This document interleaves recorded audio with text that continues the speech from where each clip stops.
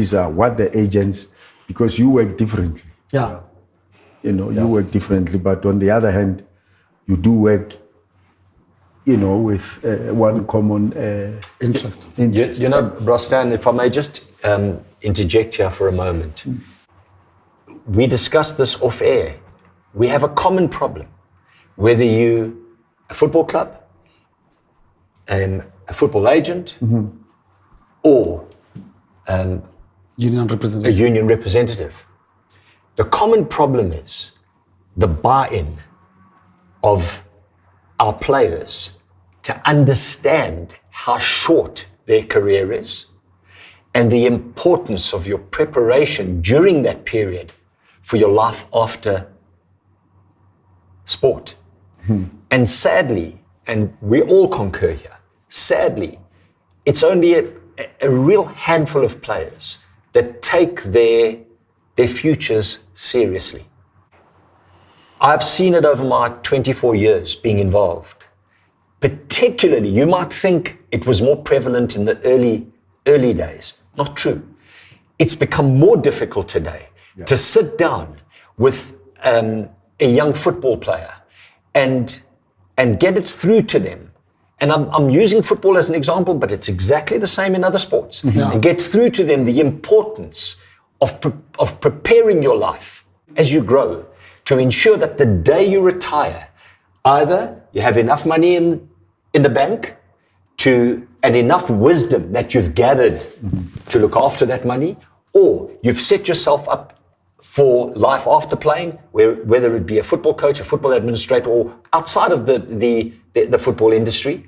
Well, in as much as I hear you say that, absolutely, from our side, yes. The reality on the other side, there's a stronger weight of players that fall outside of the realm of being secure, having a pension fund, having medical aid, making sure that you got a funeral policy or any kind of policy.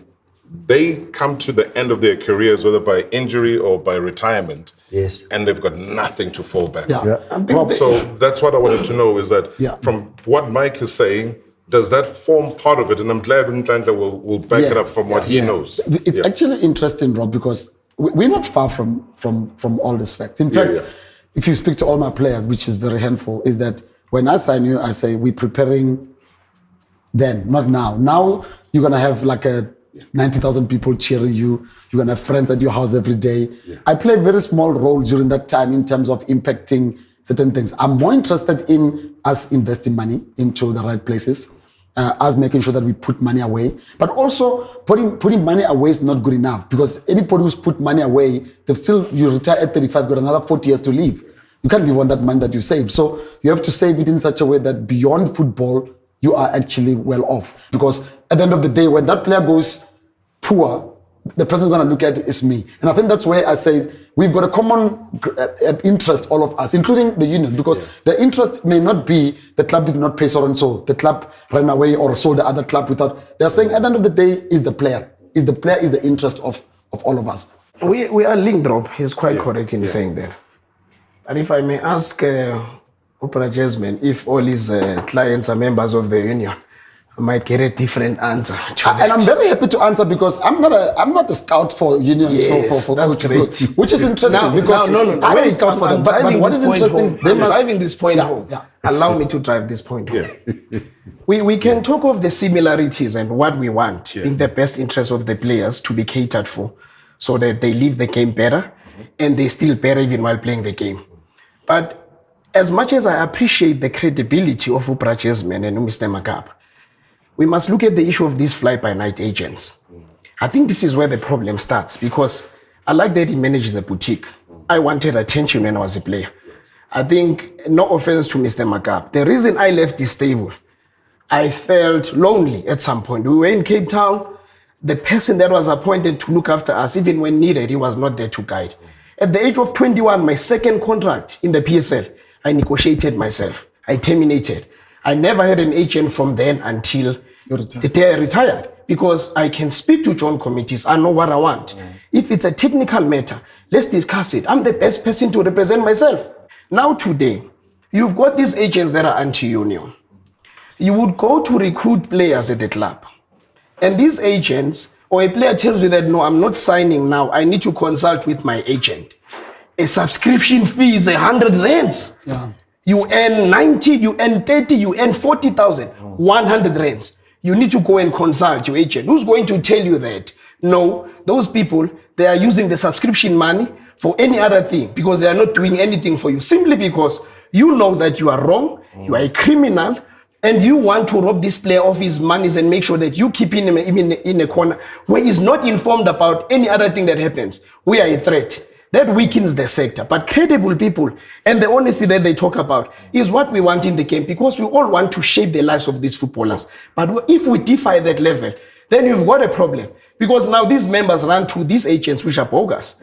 And it's, I think, important thing also, you would need to have agents or intermediaries to be able to actually organize themselves, to be a class for themselves, so that we can have those discussions. We did it as a union.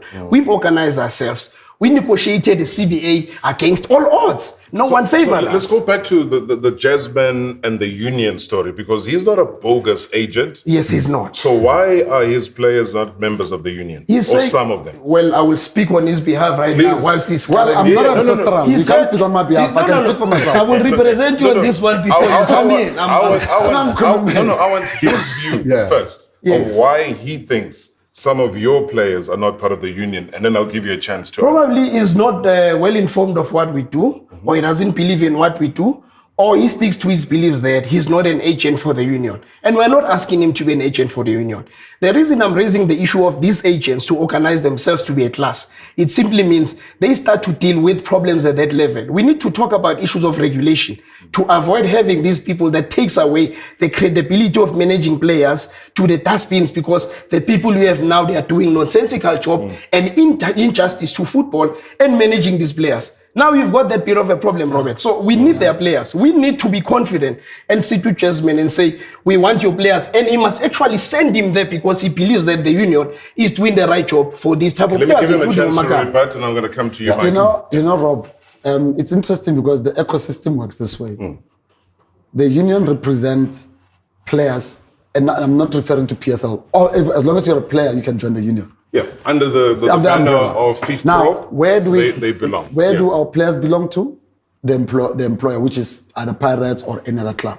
This is the best place where the union goes and recruit these players. So I'm not even aware, because I know some of my players, including the captain, Happy is a new member. But Yeah, I've never been, and I'm just mentioning one because I don't want to be engage you on the union representation and So, but the point is, if they are experiencing players wanting to consult with the agent on the matters that affect the players themselves, then there's something wrong there. Because I know that my players understand that this guy represents me on certain things, and there's certain thing that needs the union representation, and they do it. Or else you could be a one-stop shop where within your offering, you're also on the borderline of being a trade unionist yourself. So then they don't need to transition and join the union. Exactly. But also, Rob, and Mike will come in. Remember that we don't want to also end up discrediting each other on what we do. Yeah. We've got the legal framework within the business. We've got other things that in the event where somebody runs away with my player's money, we'll chase him. Yeah. Or the club, or whatever. There will be legal team that runs after them to recoup the money and do whatever. And which is what the union is doing so well within that kind of a framework. So what I'm saying is that I think ultimately there has to be a conversation, which I think Mike wants to answer, on us getting ourselves organized, which I think is an interesting Mike, concept. I think Hop and I'll Yes. go back to Nhlanhla. So let me firstly start by saying to Nhlanhla that we tried when FIFA deregulated the agency business, because that's what they did. They washed their hands of football agents. Yeah. I think that they had grown tired of all of the disputes that were taking place between agents and clubs and agents and players, and they were overloaded. Understandably so. Football clubs must have rubbed their hands worldwide and said, thank God, we're finally rid of agents. Okay, because we don't have to deal with them on a regulatory basis anymore. What happened was that every single person became an agent. It's free game. You don't have to have a license. All you have to do is to have an intermediary agreement. It can be a one-pager to state that you represent this particular player, and we'll... Could be a family member, an aunt, an uncle. Could be anybody. Yeah. Could be anybody. I knew that initially it might be of benefit to football clubs, but that ultimately It's going to be a headache. it was going to be a massive headache, and it became a massive headache, not only to football clubs, but to the mother body, FIFA itself. So much so now that, as I understand it, these regulations, maybe in a different form, are about to be reimposed. Yeah. It's a complicated issue, as he says. We're going to revert back to the old system. Well, I don't know if we'll revert entirely back to the old system, but there will be certain regulations. People must write Mix it up. It's a food salad we're trying to do. Because the investigation into this, you cannot find one solution for one problem. It's various problems into there. It requires a certain understanding between the agents. But the most important thing, organize themselves. We are not enemies with them. The ones who do a great job, we commend them. But we know that there is more of those who are doing bad more than the good ones, which then takes away the credibility of this particular sector, because we want what's best for the players. Retirement, live a good life, have assets, have insurance, debt benefits. We bury players. As an organization, we contribute towards that because a family has no direction to go. And that player is an agent, which is why I say sometimes as players, I think we don't really demand as much as we should from these agents, because you have a contract, but it does not stipulate what kind of a service it's going to give you. Bring me something that is valuable, that will improve my life. You talk endorsement, as he would have said, and all other things, including education, enforcing this financial literacy and saving. We are big on that, they big on that. Why can't we come together under one pen and really resolve these issues, talk about where we differ, and take this agenda forward? There could be an overlapping of duties.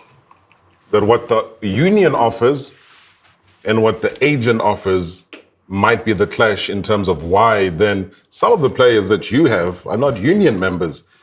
Do you believe that your roles are overlapping? I think so. Yeah. And I think I like the fact that, and it's a pity that now it's Jazzman versus Nhlanhla on players and unions, but it's okay. We'll get to it. But I think we must get to a point where we're saying, we started SAFIA, which is South African Football Intermediaries Association, versus we should have a conversation where we're saying, guys, please unpack exactly what you do so we can show you what we do. Based on that, let's just look at the commonalities, things that we do commonly. Let's look at the things that you do, we can't do, or we don't do. We are able to, both parties, go to the PSL and say, we'd like to bargain for this kind of a setup where, like other Europes do, like a certain amount of money is put away for a player to access it beyond his football. So you're saying those lines are not clear yet? Well, I don't think we have ever had that conversation. I think we work in parallel. We go in the same direction, as in we're all protecting players. Yeah. But I think we've never had a sit-down conversation and say, what is it that we need to do that you guys are not doing, and vice versa. No. So, but that's why I'm saying that. I mean, here we are sitting with Stan and we unraveling all of these things, but we've come to the pivotal part where we understand now why there is a breakdown. It's because there's been no communication. There's been no conversation in unison. When you look at a rugby union, that rugby union does everything. Yeah. That rugby union works. When you see rugby players post their playing days, everything is working. If they get injured on the field, the policies that are there, they cover them and they're sorted for life. Yeah. But you don't get that right now in terms of the structure within the union.